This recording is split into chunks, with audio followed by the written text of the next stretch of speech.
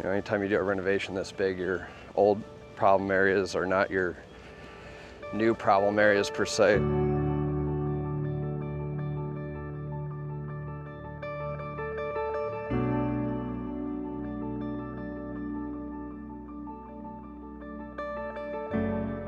I think we're sitting at a pretty good spot right now. Focus on some details and getting some of our final applications done.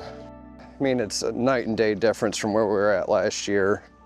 I mean, the golf course is still maturing. You know, we're a year and a half on since we laid sod. We're a year and a half since we seeded greens. It's allowed it to kind of strengthen, mature, build up some organic to help against a lot of the traffic stress. And I think membership's been great.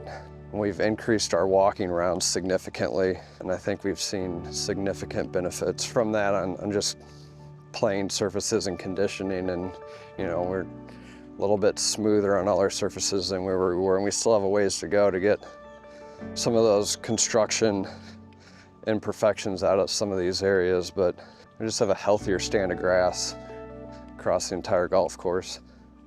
Wasn't a tough winter, but we had a late freeze. Probably our hardest freeze of the year was late after we had, you know, had a couple 80-degree days. So it's never good when the Bermuda comes out of dormancy a little bit and then gets whacked by, you know, below freezing nights, but I think we held up pretty well.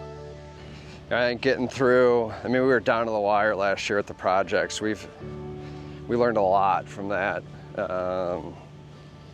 We know, you know, a little bit more about golf course, and our management team is a little bit older, a little bit stronger, able to focus on the golf course a little bit more and focus on training our new guys and making sure they understand the expectations of what hosting a PGA tournament is about and what it means.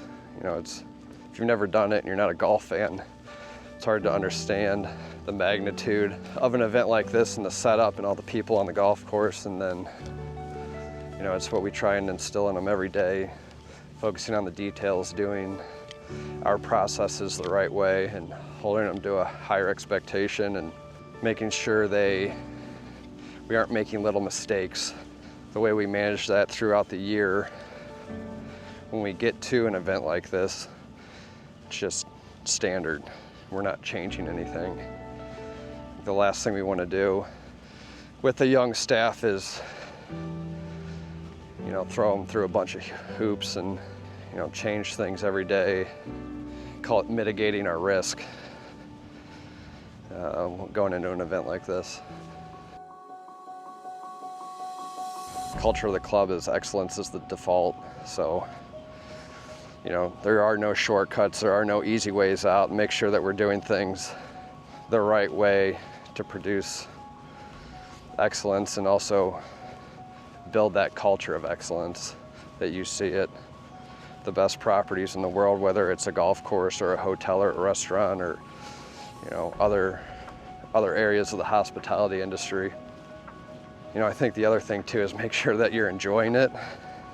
I love producing a product that everyone can enjoy, and I think it's the drive to be the best. I mean, talk with friends every day and compare notes and conditions and this and that, and you know, it's friendly competition between everybody, and you know, just trying to produce the best product you can, not just in North Texas, but in the country and across the world. It's, I guess, this the drive for perfection, which I'm never happy with where we're at, and there's always room to grow and be better.